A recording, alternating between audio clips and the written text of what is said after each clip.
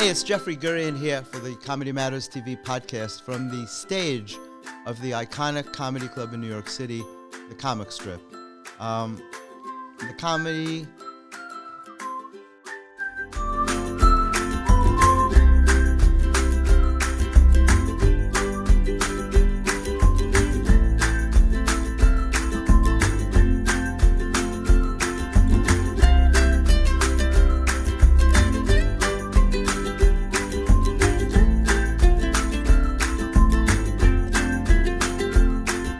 For the last, 50 years now, this hair has been in comedy rooms and, comedy events, festivals, and everybody always says the same thing.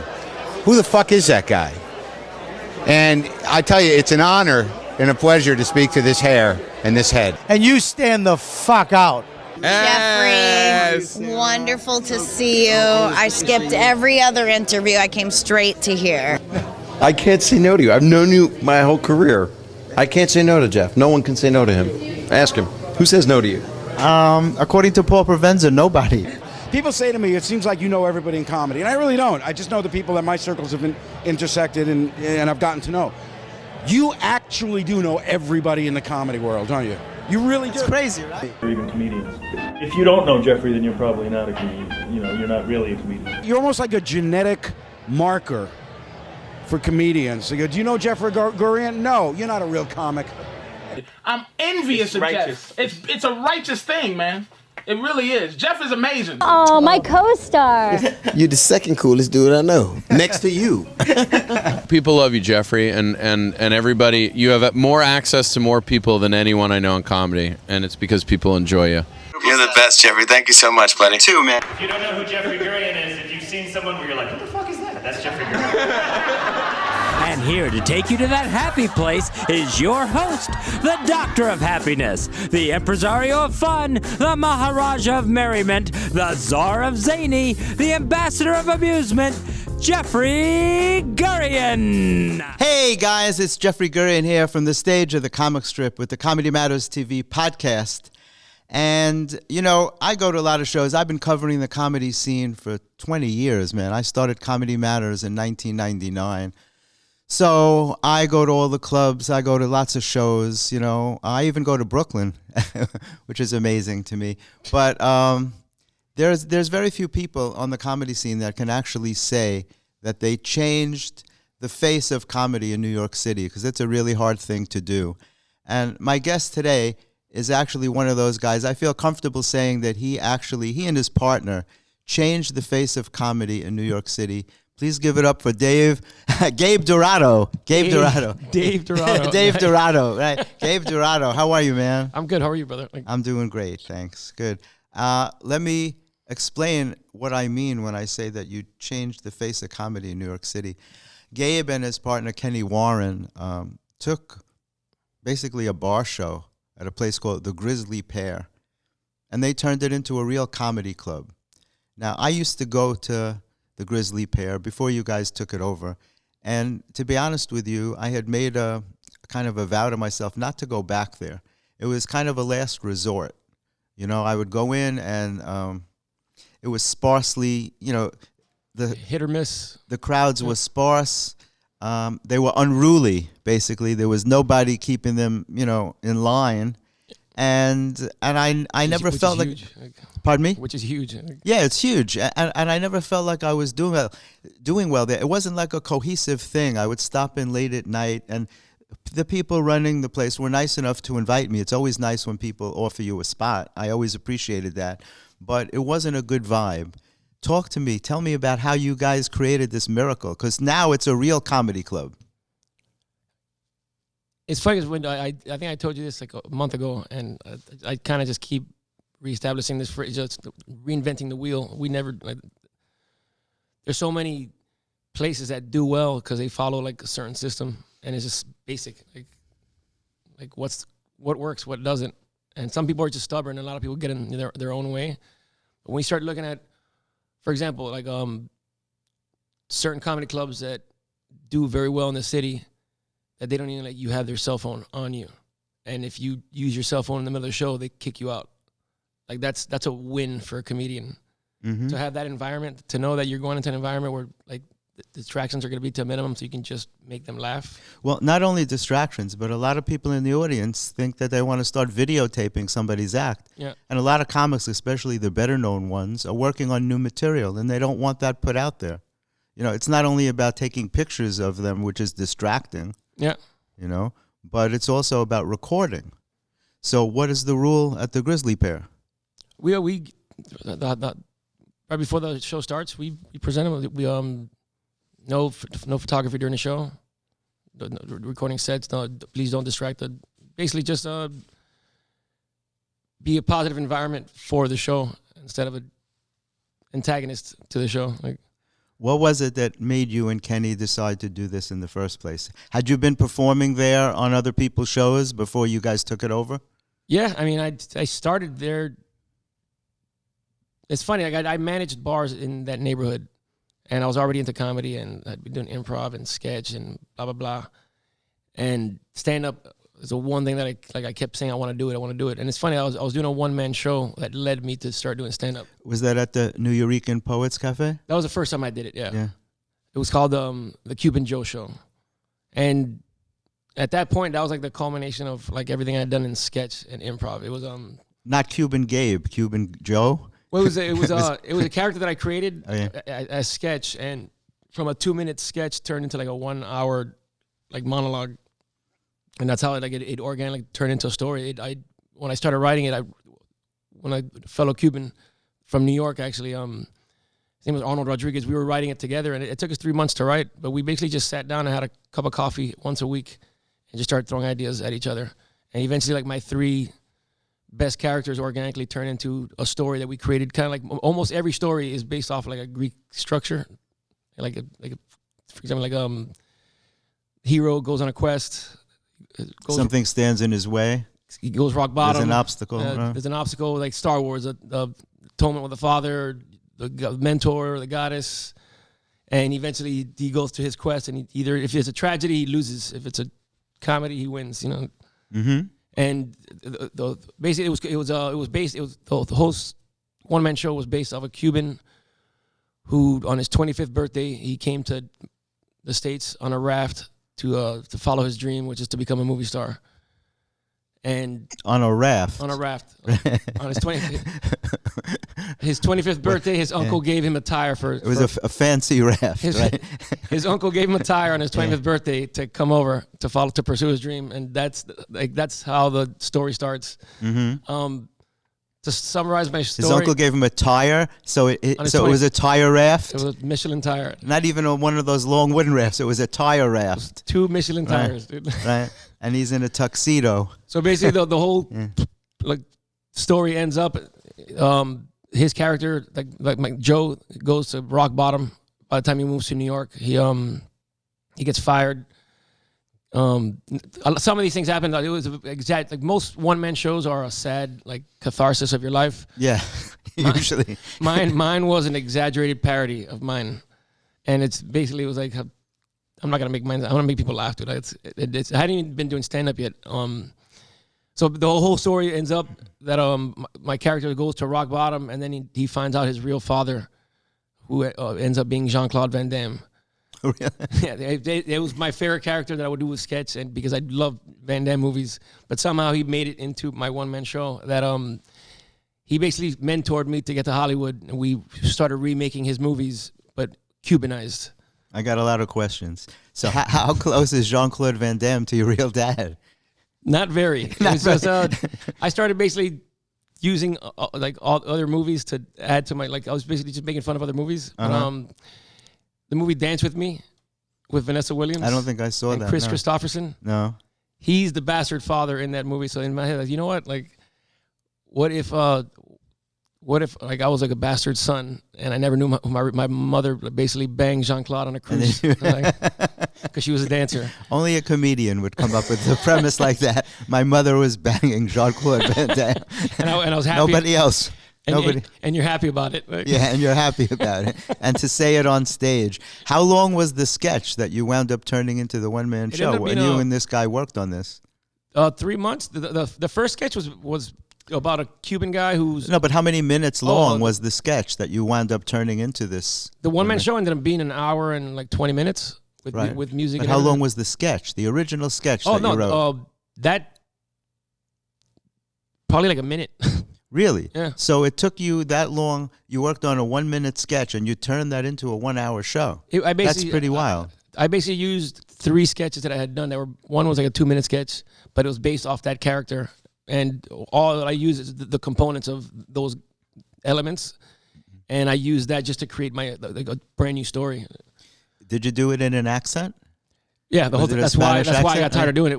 It's funny because I when I wrote it, the very first, this is how it took off. It was like, it's gonna be kind of like Homer's Iliad, but we're gonna call it the Ilian. and then my Cuban character was so stupid. Like Elian Gonzalez, you get it? Oh, yeah, I'm so funny. And like, so I started doing that, and it was a funny show, man. But like, playing a fake character for an hour started getting just exhausting. It's very hard, man. And I know that from personal experience, not from me, but from people that I've worked with. Staying in character for a long time is a tremendous, tremendous chore. I used to work with Phil Hartman, from Saturday Night Live, the iconic, he was incredible. Monster. And we met when we were working on the first Friars roast for Chevy Chase. And he came out in character. And we talked about how hard it is, even for a 10-minute spot, to stay in character and not break character. Oh, man. It's very difficult. That's why Sacha Baron Cohen is so amazing to me, that he can do full movies in a character and not laugh either. Oh, Never break. You can't break, not even once. He'll break everybody else. Exactly. You can't break even once. So I could imagine where it was very draining. But you were doing it in a Spanish accent. Yeah, and it's funny because that's when I realized I had never done stand-up, and I was naturally good at playing that character, just BSing and improvising. Oh yeah, like I would always picture like I was my uncle from my family who do a little accent for me. Like, oh yeah, what's going? And it's funny because my accent is more. I'm from Miami, so if an actual Cuban guy hears me do it, I'm probably butchering an actual Cuban accent, but it's more of a Miami, like, oh, que hola, how you doing? 305. It's more like I'm trying to sound like Pitbull right now. Yeah. But if you hear like an actual Pitbull Cuban with hair, exactly right. But if you actually hear Cuban, like a very popular expression is que hola, hacer. Like it's what's up, bro. Es muy diferente como en Nueva York, ¿verdad? Well, yeah, demasiado. Like I learned how to speak Spanish in the Bronx. And in the Bronx, they don't pronounce their S's. Like, ¿cómo está usted? Yeah, ¿cómo está usted? ¿Cómo tú estás? Estoy operando la guagua. It's funny if you actually once you hear all the different dialects, it's amazing. Like for me, like Dominicans sing their Spanish. Yeah. Like Cubans just talk really fast, like like we skip syllables, we skip words. It all sounds fast. If you listen when you're learning Spanish, I only studied for a year. I had a Puerto Rican girlfriend, and I wanted to know what she was saying about me to her friends. So I decided I needed to learn Spanish when I was a kid, and I studied 1 year in college, and I love the language. It's such a beautiful language. But do you ever do the accent on stage today? Do you ever do anything where you use the accent? Because in today's PC culture, people get crazy if you do an accent, even if it's your culture. People react really weird sometimes. I mean, that's I guess up to them. Like, but I mean, of course I still do it. Like it's. But has that ever happened to you? Have you gotten any kind of a reaction like that? The worst. It actually had nothing to do with even my accent. It had to do with this guy brought up the Bay of Pigs in the middle of like. Really? I'm like, what? Like, were you in it? Like he brought up the Bay of Pigs. Said one of my that jokes was 1963. It was a joke that I said that I do about like Cuban terrorists. Yeah. And we should have never been on the terrorist list at the beginning. It was like, yeah, you should have. Like, oh really? It's a danger feeling. It's like Bay of Pigs. It's like no. Like that's crazy. Like, that's great. Do you get many hecklers during your act? Not really. It's for some reason, whenever I bring like the stereotypical stuff, it calms the audience down more. I think a little bit. I find that people tend to love when you can imitate an accent. For me, it's hilarious. But Yanis Pappas, right? Yeah. So he was my guest once on Sirius XM, and we were talking about like he does a character, Mr. Panos. Now he's Greek. Mr. Panos is Greek. It's a great, hilarious character. He told me he actually got death threats from the Greek community for imitating his own accent. Now, when you can't do your own accent, where's the world at? What is the, you know, there's a segment of the population that cannot wait to be offended by something. You know, they're sitting home just waiting to be offended by something. What's funny because even when you perform and sold out room and like packed house and you know you're doing well, but you can always kind of sense there's one person that's just like, not getting it, or getting it, but at the same time getting like you tell they're getting affected by it somehow. Like how's that joke bothering you? Like that's not even a mean joke. I know, isn't it weird? There's like people that just, it's insane these days. You don't know what to say. There's a lot of comics won't do colleges anymore. Yeah, because of that PC thought thing that's going on, the cancel culture. You say one wrong thing. I heard somebody say that everyone is one tweet away from being fired. It's, you know, it's crazy. It's more that you just have to learn to stay composed more. I think as a comic, I think back like you could maybe lose yourself a little bit. Mm-hmm. Say something affects you in the audience, and you could splurt something out and kind of get. Now you have to kind of be like a Barack Obama of speaking. Like think every word and every thought before you say it. Mm-hmm. That way, it doesn't matter. Like you thought it through, and it wasn't that bad. Well, when you perform, it almost sounds like you're doing that. You have a very unique delivery, and I always say that. And I'm always, you know, I used to teach comedy as well, and I would always tell people, try to create an identity for yourself on stage, or a unique presence. Like Judah Friedlander has a very unique thing. Gilbert Gottfried is very unique. There's no other comics that are like that. No. They're very unique. And some people have a very unique delivery, and you do. I don't even know if you know it.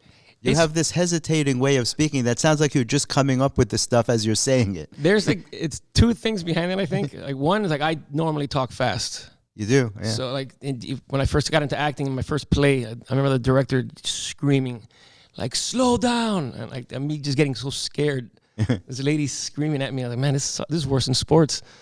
And so I always knew that. I was like, and once I actually learned that when it actually applied is the only way 100 people, 200 people, 1,000 people, 10,000 people are going to hear you is if you slow down so you can let them all hear you. Mm-hmm. And instead of like, if I talk really fast, then only these 5 people heard me. So that going in my head. And then my favorite comic, like forever, has always been, and this is I think why I do this, because I love the silence between jokes is the best part. Mm-hmm. Like Will Ferrell growing up, like him playing a straight character and knowing it's just ridiculous. That's kind of what that's kind of why I make fun of my own stereotype, because I'm not being that serious, but I try to keep a straight face doing it. And that's usually the game that I try to play with the audience. Once I usually break. If I hear somebody laugh, I'm done. Like I love it. That's my love. I love hearing people laugh. Sure. Isn't it amazing? It's the best feeling in the world. It's something that only comedians understand, that need that we have to make people laugh. It's not the same as if you snuck up and tickled somebody and made them laugh. You need to say something that strikes them funny.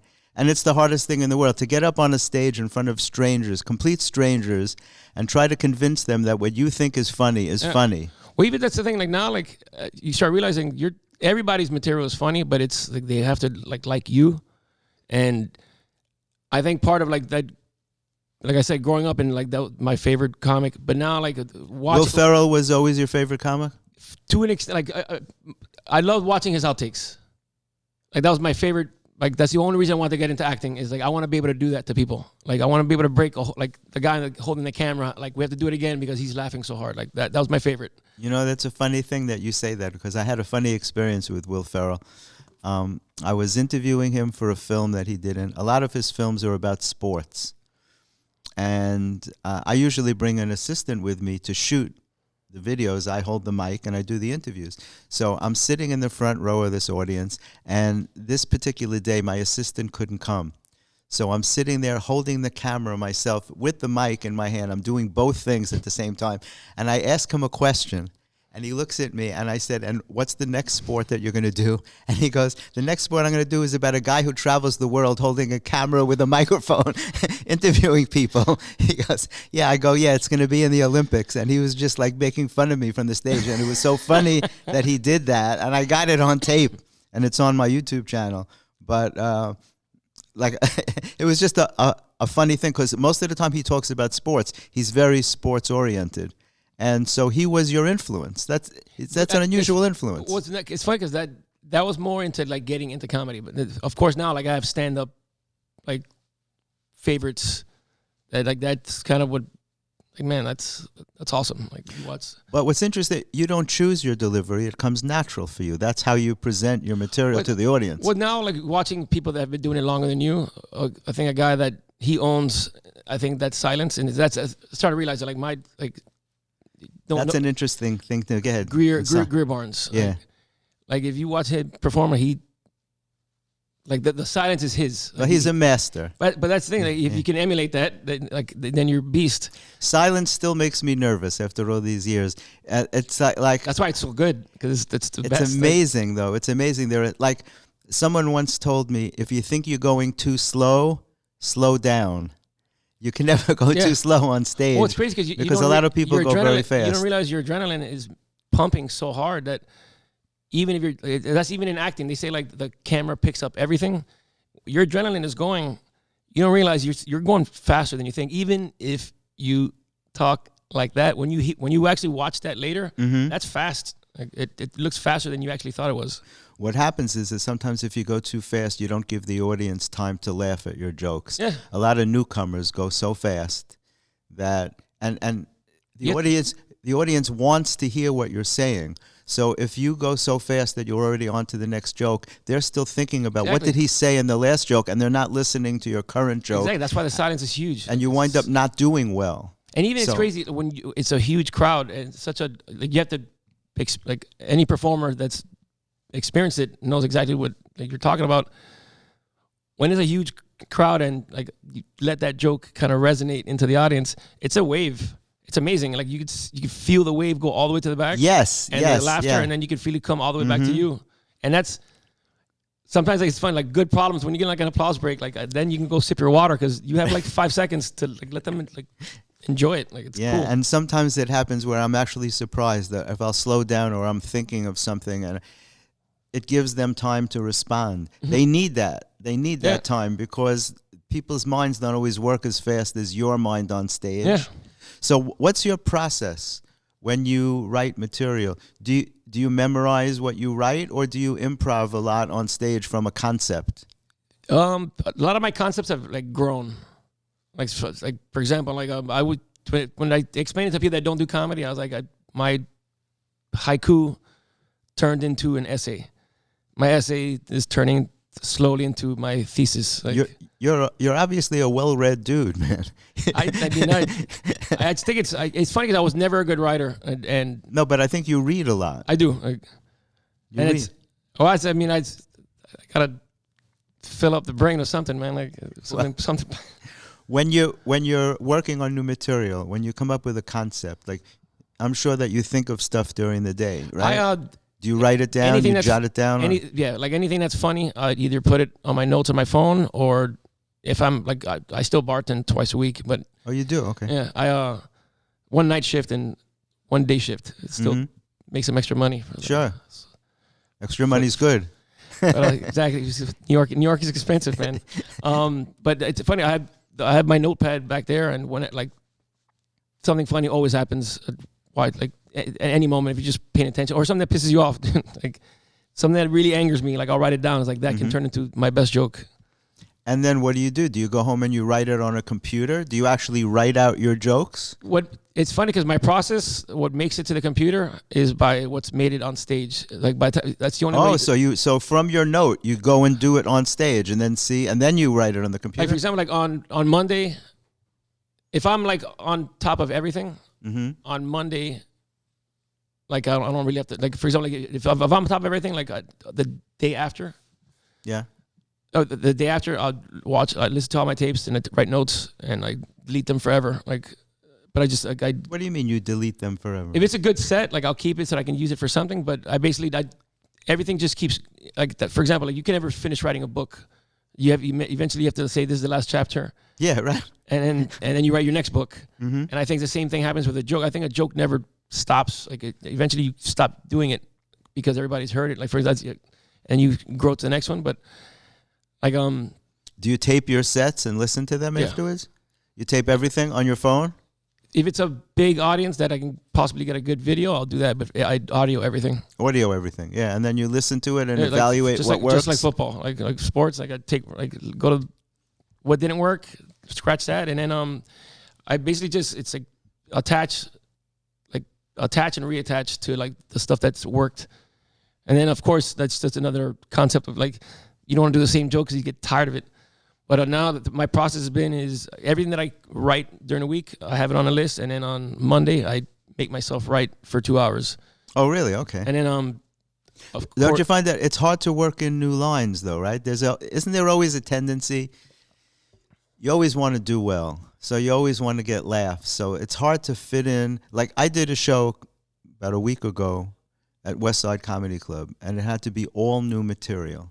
Nothing that you ever did before. Yeah. And I came up with stuff on cards, and I said, as if this shit isn't hard enough to do in the first place, now they want you to do stuff you never did before. And it went well, but it's a whole thing of all new material, which is not easy to do. The cool thing about that, I've been realizing to force yourself to do that creative bug, that funny bone that you have as a comedian in your head, making yourself write jokes keeps that creative element going. And maybe nothing good comes out of it, but at least it's keeping that muscle alive. Mm-hmm. And I don't know why I thought of this like a month ago, and I was like, man, like that's so simple, but like it's so cheesy at the same time. And they say like you plant a seed. Yeah. You have to really like seeds to grow into something huge. So you have to believe. Right. Like, you have to nurture them too. Tree. Exactly. Right. But and wait, like, when you blink of an eye, that tree is a freaking oak. Like it was a tiny little seed. And jokes are like that. And that's why I think just even if you write, like let's say tomorrow you write 20 jokes and not one of them works, like but those concepts and it's almost like those formulas are there for that next thing that you finally like you found a way to piece 3 of those things, even if it's not even the same joke, but it's the same kind of like concept or formula in your head that like you can apply to something else. You know what? It's one of the reasons why when you're writing material that you can't tell your jokes to just everybody and see how they like them. Yeah. When people first start out, they think that that's something that they should do. Like if I'm writing for somebody, especially who's not a comedian, but let's say who has to make an appearance someplace and has to do a speech and they want to make it funny. My advice to them is always don't tell this to your wife. Don't tell these jokes to people that you're close to because you're not a comedian necessarily. And if they don't work or if the person doesn't like it, they'll affect your feeling about the material. In other words, when you said a joke's like a seed, it's like planting a seed. When you plant a seed, you have to protect it. You nurture it. You put a fence around it so nobody can step on there. Yeah. You keep it to yourself until it grows. And it's the same with comedy material. If you share it with too many people, like if you have a comedy friend that you trust, you might say to them, hey, what do you think of this joke? But if you tell it to too many people, you're going to get too many different opinions. Well, it's crazy because it's alchemy, but it's also almost like making a sword too. Like it's almost like beating a piece of metal over and over again until that thing is so solid that now it'll slice a head off. And that's which is an interesting comedy concept. Well, it's crazy because it's funny. One a book that I'm reading for like the 4th time again is Musashi Book of Five Rings. Oh yeah, because obviously he was a samurai and his whole approach was to how can I kill people faster. But if you apply those same principles to comedy, like your whole goal is to a joke to make you laugh and for you to kill. And if you can, and that's I think like all of your jokes should become different assets that you have that you can throw at people. And it's funny that all our adjectives in comedy are so violent. Oh, it's killed, crazy. Killed, crushed. He slashed the room. Well, even stand up, like it's based off stand up fight, like a. That's true. I went to Japan this past October, and I did a couple of shows over there too. But it wasn't for Japanese people. Although there was some Japanese people there who were fluent in English, but mostly expats from Scotland and Ireland and England and all. And this one guy came over to me. I found out I had one fan in Japan. He was a fan from the Black Phillip show, the show that I did with Patrice O'Neill. Couldn't believe it. And that show, you know, Patrice passed away in 2011. This was a show we did in 2008. And this guy was a fan. Wow. And I said, we got to take pictures. No one will believe I have a fan in Japan. That's like amazing. But I saw Samurai Warriors. That's probably a good feeling, actually. It was an amazing feeling. Just I said, we have to take pictures. Well, lately, every time people stop me, and I don't know, there's a whole buzz about the Black Phillip show because Bill Burr and Comedy Central are doing a documentary on Patrice O'Neill. And so I was able to give them some rare footage that I had from up at the XM studios where we used to do the show together. But people have been stopping me over the past couple of months. That's cool. And it's crazy, wherever I go. I was at Skankfest last summer, 2 guys from Ireland, like, hey, we're big fans from Black Phillip, you know, and guys from 2 African brothers stopped me on the street, and a guy from Nigeria, which is also from Africa. But, I mean, the love for Patrice O'Neill goes on, you know. It's really wild. Let me ask you this. What were you like as a kid? What was your childhood like growing up in Miami? I was Were you funny? It's funny because I have 2 older brothers. Yeah. 7 and 9 years older. So I was almost like an only child kind of thing. Yeah, that's a big difference. Yeah. Like I played with G.I. Joes all day. Like I barely ever spoke to them. Really? Because they had their, like, my cousin was a year older than them, and then I had my cousins that were my age, and those were my play pals. But we were a big, like, it's funny because we were a big sports family. My dad was a musician, and not one of his sons played anything. My dad was a big, like, salsa player. Really? Like, big. My dad played with, like, Celia Cruz. Do you know the name Izzy Sanabria? No, I don't. Okay, Izzy Sanabria was known as Mr. Salsa. Mr. Salsa? Yeah, he started the magazine Latin New York. Okay. And it was the first magazine. My dad probably knows the name. Your dad has to know him. He has to know. He's an iconic figure and a very dear friend of mine. And we used to do a cable show many years ago called The Dizzy Izzy Show. And Izzy Sanabria, he went on to do stand-up comedy as well. But he did sketches but mostly he produced these huge Latin music concerts. What concerts? What am I saying? Latin music shows. And Ray Barretto, Celia Cruz, all these like well-known stars would come and play on them, and he was known as Mr. Salsa in the days when salsa was first becoming popular in New York. And Latin New York was the first magazine for young Latinos who spoke English. Wow. So it was really, I'm sure that your dad would know the name Izzy Sanabria. Big time, yeah. So tell me about, what instrument did your dad play? He played the trumpet. It's funny, such a long story short, my dad still runs a band. Oh yeah? It's Is he still in Miami? Still in Miami. It's a church band now. Long story short, years after he retired, not even playing any instrument anymore, our next door neighbor was really into church, and they found out that my dad used to be the leader of a band. Mm-hmm. So he asked my dad to come to band practice one day, and my dad right away, like, I'm taking over. And everybody got out of his way, and he started writing, like, salsa songs for church. And the irony of his life, he's sold more albums for church salsa than regular salsa. Isn't that funny? That's so crazy. He still has an album that I think my uncle follows it. It's sold like a few albums in France. Like, this is like 20, 30 years later. Like, yeah, they were big. Like, they 70s, 80s. I'm an 80s child. You don't appreciate salsa as a kid. Like, as a kid, I just remember going to all these gigs and seeing, like, Celia Cruz or Tito Puente. Like, Tito Puente, that was the name I was trying to think of too. Latin music is kind of happy music. Yeah. I mean, I'm sure there's sad Latin music, but in general, like last night at the club, you were playing Despacito, and it really got the crowd moving. You're all dancing. Because you have to. A lot of clubs or a lot of places will play hip-hop music to get the crowd going before the show. Like Russell Peters has 2 hip-hop DJs, and they really get the crowd going before he starts to perform. That's huge. I mean, getting people's energy up, that's very important. 100%. Like, it's funny, even like on the other side, like your set, if you don't go up with energy, you're gonna not have any energy starting. Have you seen that? I see a lot of comics that go up so slow with no energy, and then they wonder why they weren't happy with their set. The audience picks up on that. People are very sensitive to that. I think experience, the more you do it, you start realizing what's more effective. Just get up there and don't waste any time. Like, You got to go right. I mean, the way I came up was punch, punch, punch, joke, joke, joke, one after the other. I'm not a storyteller. I admire people who are good storytellers me neither. who do that. I like jokes. Like whenever I try to tell a story, like the audience falls asleep. Because you know what, too? Some people, you take a big chance. If you have a 10-minute set and you start on a long story, you're taking a very big chance. Because if the audience doesn't buy that story. Like DC Benny. That guy can tell a 10-minute story, and it's the funniest story I've ever heard. And like, if I tried to do that, like, I would walk the whole audience. It's a real art form. Yeah. That's it. You have to really be really good at storytelling in order to do it. Because as I said, if they don't buy it, I've seen a lot of comics go down the tubes because it's a story that the people are not buying. They're not into it, and they stick with that story instead of changing it up.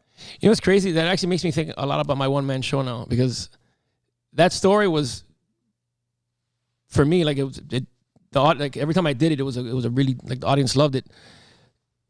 It was more like I didn't think I had any chops. I had to get good at stand up for this to even be even better. Like, what made you finally decide to do stand up? You were doing improv before and sketches and stuff? I was like 4 troops and doing sketch, and then that one man show just brought me to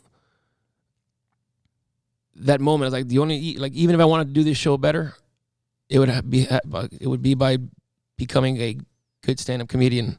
And that's kind of like the mentality that I had. And then, it's interesting that you had the nerve. It takes a lot of courage to do a one-man show. How long did it run there for, by the way? I did it for a festival there, but I ran it for like 2 years. And it's amazing that you could do a one-man show and still have not yet done stand-up comedy.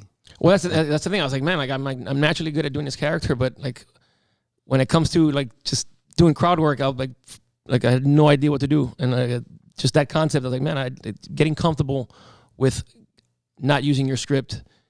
And then after a while, it's just like we said, like playing a character just started getting exhausted. It's like, I'd rather just get on stage and make them laugh like this. And if I can master that, then when I go back to playing that character, it'll be even easier.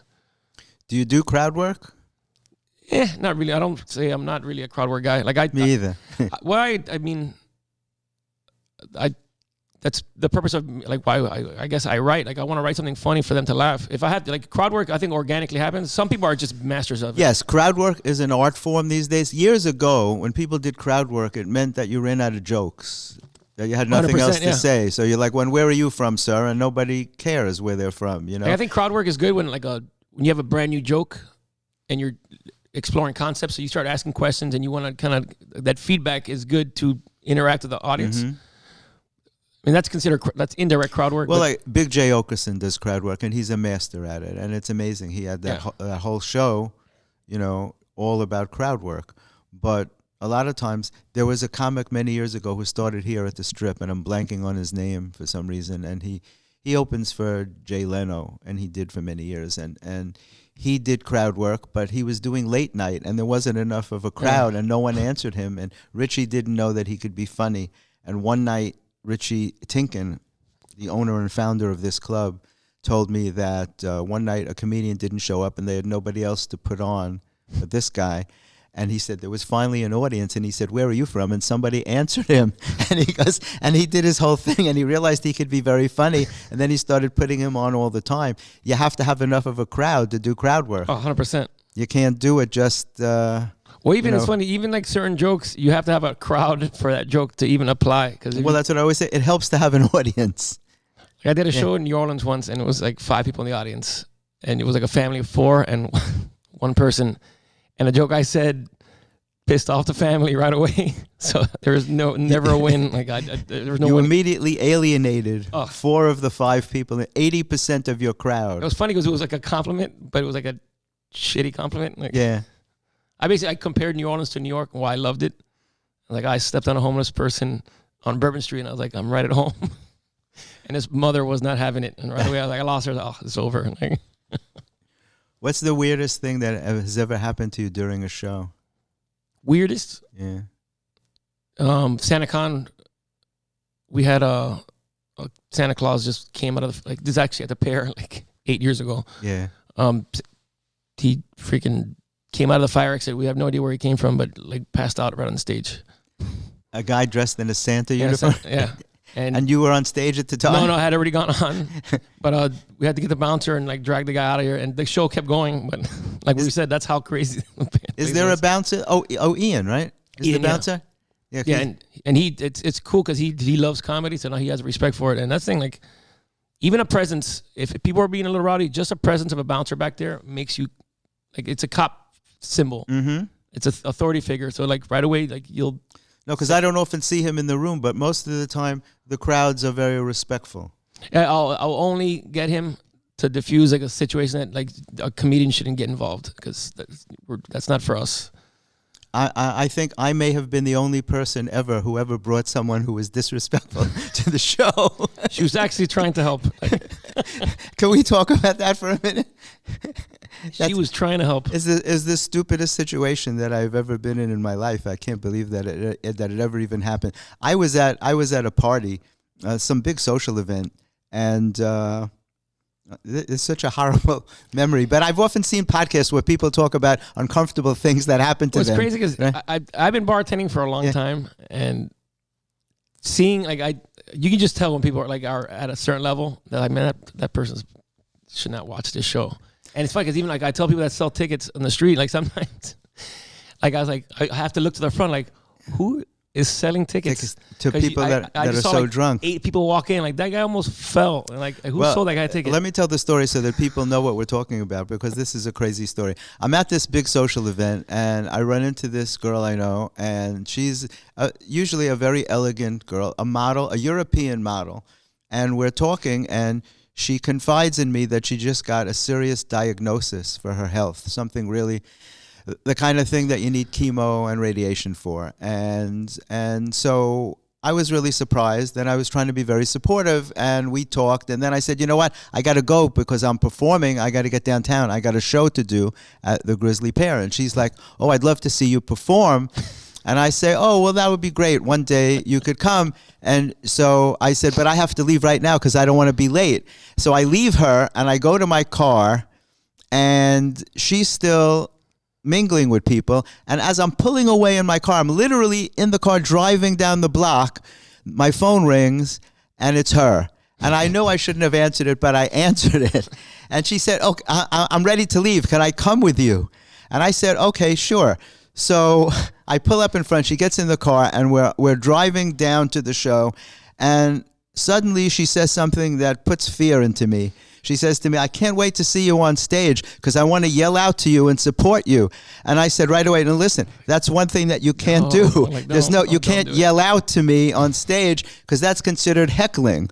I said, you can laugh, but you can. And she got a little bit annoyed, and she goes, listen, don't tell me what I can do. She goes, I want to support you. I've been looking forward to this. So I'm thinking, oh man, now I'm nervous, right? So we get to the place, and I bring her inside, and I seat her in the back where all the comics usually sit. There are tables. Even though the place is crowded, we usually sit towards the back of the room. And she sits there, and she says to me, could you get me a glass of wine?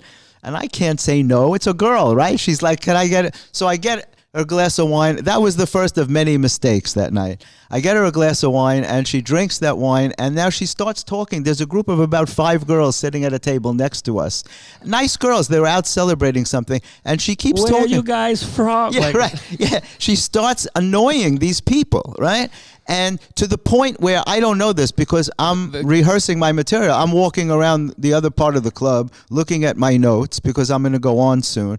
She's bothering the people to the point where one of the girls had to complain to the manager. This girl's making us uncomfortable. This girl's making us uncomfortable. Goes to Gabe and tells him. And like, I guess he's like, well, who's that girl with? And they're like, with Jeffrey, right? So I go back and I start saying to her, listen, you cannot talk to people. There's people complaining about you already. You can't. And she gets belligerent with me and starts to yell at me in the middle of the club. In the middle of the show. She's yelling at me. And she's saying, I know how to act. You can't tell me what to do. Like, and I'm like, stop. And I'm in a panic because not only do I have this, but I have to go on stage in a few minutes and maintain my own composure. And I'm walking back and forth just looking at you like, right. What the? Gabe is walking back and forth, throwing me daggers like I did this on purpose. Like, this is the girl that I'm going to bring her every week. right? So I don't know what to do. So when I find out that the girls are complaining, I ran out to the street to apologize. I said, listen, I'm so sorry. I don't know how to get her out of there because I don't know what to do. She's like annoying people, right? It got to the point, first I had to go on stage after screaming at her, shut the fuck up. I was saying to her, would you shut the fuck up, right? And I don't talk that way usually to a girl that I'm with, but I had no choice. She wouldn't shut up. And she was heckling other people on stage, but not bad heckle. She was trying to yell out supportive things. By the way, one of the best sets I've ever had. Really? Well, by the time I went on stage, I was in such a bad mood. I was really off my game. I think it went okay anyway, but I was so off because I was so angry at her. Because how do you yell, shut the fuck up, and then have to run up on stage to perform, right? So I get off the stage, and I'm trying to get her to leave. Right? Now I'm grabbing her by the arm and we're physically fighting with each other. And the last thing I said to her, look, I'm going, right? Because I couldn't bear to stay anymore. She reached over the aisle and grabbed a guy sitting with a girl. He was on a date and she grabbed him to tell him something. And that's when I said to her, look, are you coming with me or not? And she's like, no. And so then I went out to the street. Left as fast as possible. I couldn't wait to get out of there because I was thinking, even if she leaves with me, now I have to sit in my car with her. I wanted to kill her. So I still might have that tape of my set with her. Really? Because well, as a result of that, it's the only time I've been banned from a comedy club for 3 months because Gabe was so upset. He like I guess what happened after I left? She was still yelling, right? Well, I mean, during my set, like I kind of already knew what to expect. So like, what can go wrong? A joke that I do that I just basically use her for the joke. Oh, you did? Oh, well, it's a joke about me getting older and like I was a savage in my 20s and she's screaming like that would have been my girlfriend like in my 20s like babe, I got this, and she just kept yelling. It's like 39, not so much. So it was one of those supporters that you couldn't really get mad. But then the show ended, and then she just wouldn't leave the back room. And now we have the other show starting at midnight. Finally, we convinced her to walk. Like it wasn't even like in an aggressive way. We convinced her to walk to the bar, and she's sitting down. And my manager called her a cab. I would have called her something else. She couldn't find. She couldn't find her shoes were missing. Like. Oh, what a mess. And do you know that she sent me a text message the next day, and I was expecting... You were hilarious. I was expecting an apology. No, listen, I was expecting an apology, right? She must have been in a blackout because her text message was, what was the name of the place we went last night? And I never answered her, and I will never answer her again because... To me, I'm thinking maybe they dragged her out and she wants to sue the club. Who knows? When somebody is that drunk... What's funny is like, you never know what they're going to do. Especially when you told me like the reason why she got that hammered. It was funny because even in that moment, I was so mad. Because I remember exactly, you grab me and you go, Gabe, so-and-so. Yeah, she just found out that she got this terrible diagnosis. And that's why. My response to you, I go, that's terrible. Like I was going to say something because I was thinking in my head to argue. It was like, that's terrible. And I was like, that's awful. And I was like, but still, you have to get her out of there, dude. Like, but you were mad at me. Because I get her out of there. You were mad at me, right? Like, why won't he just grab her? Like, why won't he grab her? Like, that's what I was wondering. What else could I have done? I literally did grab her. It turned into a freaking physical. Exactly. That's what I'm saying. It could have been worse because these days people could accuse you of doing so. I literally grabbed her arm and I said, right there. You have to leave. So that was insane. So I was trying to think. The only time ever I was banned, you see this picture of me? I got to hold it up to the camera. See that picture of me? I was in dental school. And I was banned from dental school for growing a mustache. Oh, wait. Can you believe that? And they said that my hair was too long. Can you imagine that? That's Can crazy. you see this? Tone, where's my producer? Can you see this picture? Where is he? He disappeared. Anyway, that's the only other time that I was banned from school for 3 weeks because they said that they didn't like the fact that I grew a mustache, and I almost couldn't graduate. They were... It's a crazy story, but I went to school in Philadelphia, and they were so strict about appearance that if you grew a mustache, you were a radical. If you wore a turtleneck, they thought you were like one of the Rolling Stones, you know? Like my high school. I went to prep school. You had to have same length hair. Well, I was banned, and about 3 weeks ago, 2 deans from that dental school drove in from Philadelphia to meet me. They called and asked to meet me. This is the craziest story. And... I didn't know why. I thought they were going to ask me for a donation because I've never donated to the school because I was treated so terribly. I was humiliated on a daily basis. Usually when you go to a professional school, you'd expect them. I mean, it's a great honor to be accepted to a professional school. Mustaches just get no respect. Pardon me? Mustaches just get no respect. No respect. But they tried to make me drop out, and what the dean told me, I agreed to meet with him, first with one dean, then two deans came in, and they had read about me, I guess, on the internet, because I never met these guys. They weren't in the school when I was there. They said that they wanted to meet me because I was one of their successful graduates, quote unquote, however they said it, and I guess they had read about me on the internet, and I was honored that they'd want to come and meet me, and I looked at it as an opportunity to tell them my story, because sometimes when you tell people your story, it gives you closure. Yeah. You know, there's a lot of uncomfortable things that we carry with us, which is one of the things that I talk about in my book. I want to mention this briefly, and I'll talk about it, but it's called Healing Your Heart by Changing Your Mind, a spiritual and humorous approach to achieving happiness. Every time, I look forward to reading that, by the way. Well, thank you. But from the time that you're a kid, every time someone hurts your feelings or breaks a promise to you or hurts you in some way, it stays inside of you. It stays, I call them heart wounds. It stays in your heart chakra. And it affects your self-esteem and your self-confidence. It affects the way you think about yourself. So in dental school, I was put down to the point every day, humiliated in such bizarre ways. And by two men in particular who ran very important departments in the school. And one guy had a Confederate flag in his office and a sign that said, "The South will rise again." And he made my life the most miserable. And this dean came down and told me, before I could even say anything, he goes, he was a racist and an anti-Semite. My God. And I said, thank you for saying that, because I always felt that in my heart. I've been carrying the pains of what these people did to me for all these years. I was told by my advisor that I was a disgrace to the profession and that I would never be successful and that I would never... It gave me such negative feelings about myself. Instead of graduating with a sense of confidence, I graduated with a sense of, I wonder if I could ever do anything with this. And I went on, knock wood, I went on to be very successful in my field, but it was through no thanks to what they did to me. No. You know, one day I was given... You used it. I used it, you know why? I said, no obstacle will ever stand in my path. Have you read Man's Search for Meaning, Viktor Frankl? I've heard of it. I didn't read it, but he was awesome. a Holocaust survivor. But I've read it, I think I've read it 3 times. It's awesome. A lot of people use that as a reference, and I really want to write it. For me, you know, I stuttered very badly. Because his thing was, if you,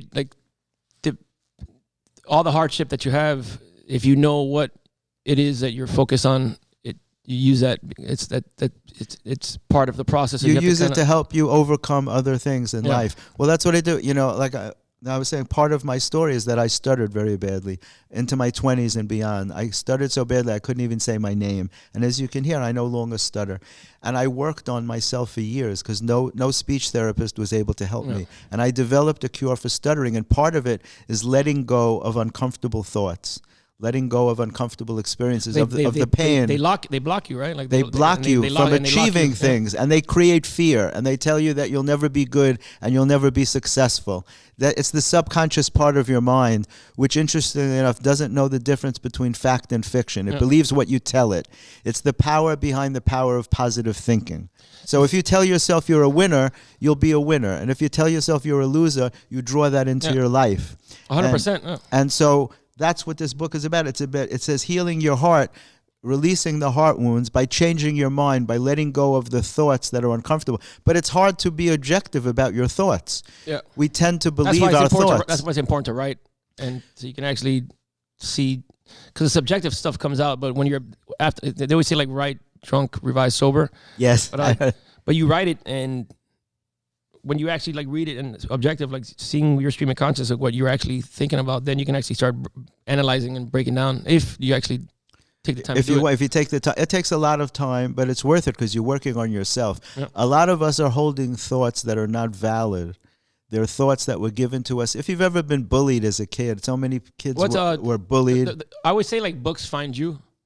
Yeah. And the first book it's funny, I never enjoyed reading. There's only one book that before this book that I actually enjoyed reading as a kid. But this one found me at a perfect moment was The Artist Way.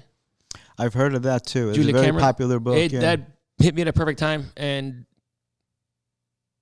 it was weird because I was always math oriented, and writing was like super terrified of it. And this book is like she calls it creative monsters, and certain things and elements, and the way you kind of described it's almost like if a road to get to a certain destination has like a tree in the middle, and you have to get out of the way so you can actually have an easy access to go in that direction to the happy place. But yeah, I think certain memories or experiences or even people cause a block because right away the negative. Well, there are certain triggers. During the course of the day, things happen to us. People cross our path. You see something that reminds you of something. Even subconsciously, you'll get a trigger. Like you could start out the day happy and all of a sudden you feel sad. And you're not even sure why. Because, well, first of all, as performers, we're very creative people tend to be very sensitive. And for men, it's not comfortable to cop to that. A lot of men don't want to think about being sensitive, especially in the Latin culture, right? It's not a common thing where men talk about their sensitivity. No, very often they're taught to block, macho and block your feelings. No and vulnerability stuff. At all. Right, but in terms of spirituality and aspiring to higher levels of consciousness, it helps if you honor your sensitivity. So I had to learn how to own my sensitivity as a strength and not as a weakness. Because I'm an empath. I feel everything. Well, sometimes it's funny to say that because like, sometimes you also have to like gauge it. You have to be your own like operator, like as far as managing your thoughts and which ones you want to believe. Because in a joke, like my comedy mind already started. Like I just came back from Costa Rica just for vacation with my girl, and that pura vida mentality and like it works. I mean, when you're down there, man, like you get it. Like life is good. Like it's hot. It's just, I think you told me that you lived down there for 6 months, right? Yeah, but just recently, right when I got back, like I could tell I was back in New York because for some reason my thoughts got so bad. Within like I was thinking about surfing and the ocean, and right away I started thinking like, man, there's crazy people in New York. Like that guy could stab me with a pen. So, easily. And this is easily. Within 2 minutes, this is how my mindset changed from the moment I left my apartment, walking to the Grisly Pear to perform, like surfing, waves. Like that guy could stab me with a pen. With a pen. And I was like, I wonder what weapon would be good to defend myself against people with pens. And then a pencil, a notebook. Like something Hold up bigger. a notebook. So, do you consider yourself a sensitive person? Extremely. And people that know me, like, definitely know like how sensitive I am. And it's funny because like a lot of people also know me as a very social, outgoing person, and like I don't think that at all. Like I think I'm more of a quiet, introvert. You consider yourself as an introverted person to an extent, and you can tell when something affects me. And as far as being sensitive, if I'm like, you can tell when I'm in a bad mood or in like if I'm sad or something. It's like my poker face is awful. Like. Yeah, me too. I can't hide my emotions. People know how I feel just by seeing me, because I don't really know how to suppress it. You know, I try, but again, I'm open to my sensitivity. I was a sensitive kid. I was a very sensitive kid, you know, and I was overwhelmed by my sensitivity. It made life very difficult for me until recent years, until I learned how to own it more as a strength, and it helps. I mean, it's good. I was gonna say, now doing stand-up, and that's the difference between a person who does a show like once a month and like when you're doing shows all the time, you're not gonna be in a good mood all the time, and that's being a pro. Is like you're so pissed off and you can still go up there and make people laugh. And I think you start learning how to use that, like because it's the same thing. It's just energy. Well, I always say you that apply it. It's one of the hardest things in the world. Most people in the world who are not comedians have the freedom to have a down day or to give in to their feelings. Sad things happen to everybody. Yeah. You lose somebody in your family unexpectedly. Course, man. Life is tough. Life. But only comedians have to go up on stage and still make people laugh during those times. And it's a crazy thing to do. Like even it's funny, like you say that because, and I guess you maybe use it to inspire you. Like sometimes, like for example, like you're sad, like somebody passed, and it's affecting you, and you're sad, man, and you're laying in bed, and you don't even want to go perform, but you're like, man, this is what you do, and that person would have wanted you, and you start. Right, that person would have wanted you to do. I had a film once. I wrote a movie with Scott Baio. It was the only movie that I ever wrote that got actually produced, and it was in film festivals, and. At the time that it was honored, that it was in film festivals. My dad was terminally ill, and I didn't want to leave him in New York. I wanted to stay with him, and I didn't go to a bunch of the festivals. And finally, my dad said to me, look, you have to go. It's a very rare opportunity. You have to go. I want you to go. And I went to a couple of them, but it was more important to me in the beginning to stay with my dad, because show business isn't real very often. It's like, it's like what's real are your real connections in life. Your family, the people that are real close to you, the real friends that you make. You know who they are, and it's crazy. It's authentic, and it's organic as well. Like how many things have been promised to you that didn't happen? Yeah. Oh my God. A million, right? Someone once told a great joke at a Friars roast. They said someone broke into the William Morris agency over the weekend and stole 1 million promises. That's hilarious. And I thought that was amazing, right? Because it's so true. Because most things that are offered to you don't work out. I've had, within even a couple of weeks, I've had like amazing things offered to me that don't happen, whether it's articles in magazines or movie scripts. Producers have called me, we love this script, and it doesn't happen. I just learned that you kind of like keep it open-ended and say, yes, I'll be open to it, and just let the universe kind of let it happen, because it's not going to happen a lot of times, but letting the potential. Well, you just said something very important, that let the universe like guide you.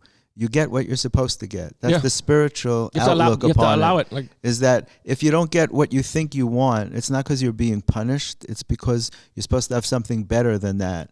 And if you got what you thought you wanted, you wouldn't be available for the really good thing that's coming to you. But that's a good, that's the ideal way of thinking. Well, so you have to incorporate that. It took me years. I incorporated that into my thinking. These are certain principles, and they're ancient spiritual principles. And if you work hard, you can incorporate them into your thinking so that, it's normal. You feel disappointment, but then you realize, well, I didn't get it for a reason. Maybe something would have happened to me when I got there. I could have an accident or something, and so I'm being saved from that. You have to think that way, or else you get lost in your thoughts. So many people think they're living in the past. I should have done this. I could have said that. And they start worrying about the future, what's going to happen in the future, and they lose the now. They lose today. And that's a bad way to live, because then your life just flies by and you don't feel like you accomplished anything. You're stuck in the past and worried about the future. Well, it's funny, the owner of the pair, actually, Gary, he said something like you know what, that's, I like, well said. He's like, there's no rehearsals like in life. And we're just talking about life, and he just like, and right away, like, you're 100% right. There's no dress rehearsals, man. Like, this is right now, like this is it. This is all. We couldn't prepare for this. This is our reality. Yeah. Right now in our lives, this is all we got. You and me here sitting in the comic strip talking, and that's it. Yesterday is gone. An hour ago is gone. Yeah. Tomorrow, who knows what's happening? But this is what we have. So, can you imagine how fast an hour goes? Yeah, it goes really quick. If somebody told you had an hour on stage, it would seem like a really long time. But when you're talking and it's interesting, it goes really fast. In wrapping up, I want to ask you, what do you have coming up, and where can people find you? Gabe Dorado. Not Dave Dorado, Gabe Dorado. That's actually my brother's name. Is it really? Yeah. Daniel, Dave, and Gabe. Cool.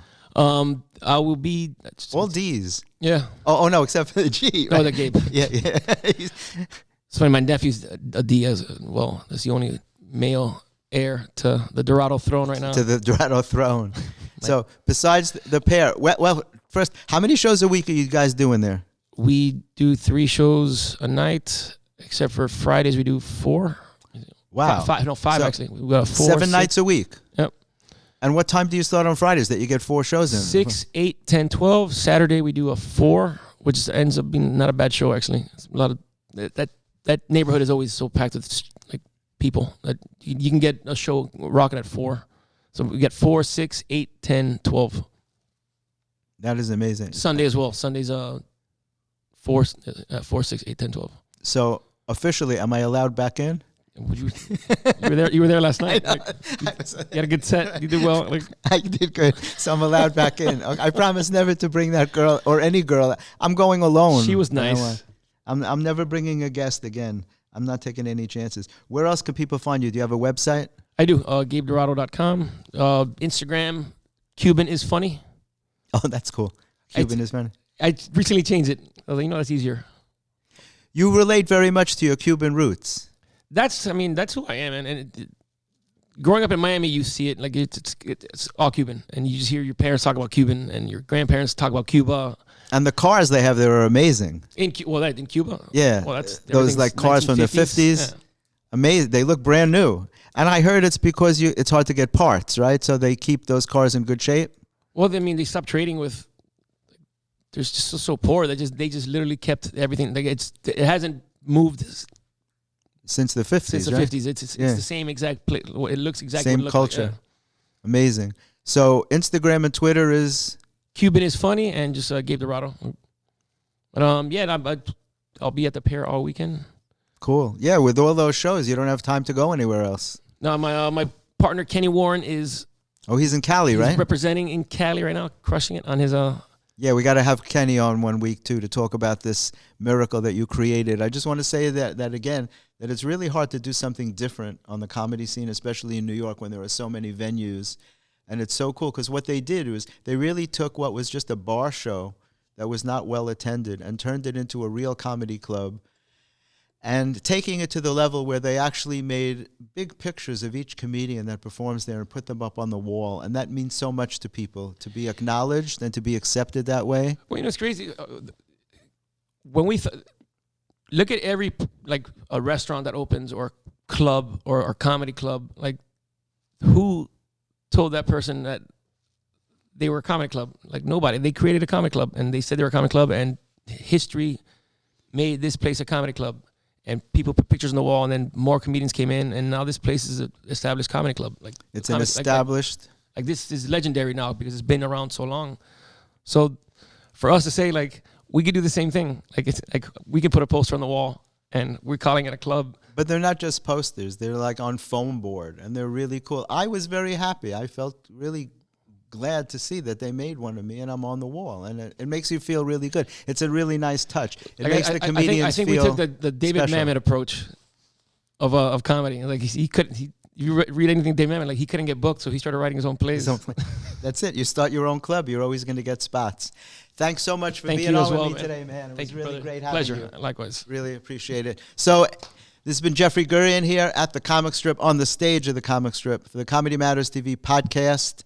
My guest today was Gabe Dorado, co-founder, I would say, of the Grisly Pear Comedy Club with his partner Kenny Warren. Tune in. Dubs, K-Dub, right. K-Dub. Yeah, K-Dub. I learned what that meant when I was performing in Atlanta, and everybody was K-Dub. I thought it was just a cool name. I didn't know it stood for W. Williams. Anyway, I had to learn. I'm not that street. Anyway, tune in every week. Here from the stage of the Comic Strip, we're going to have somebody really cool talking about all good things, comedy, positive energy, putting positive energy out to the universe. That's our goal. See you next week. I'm out. Boom.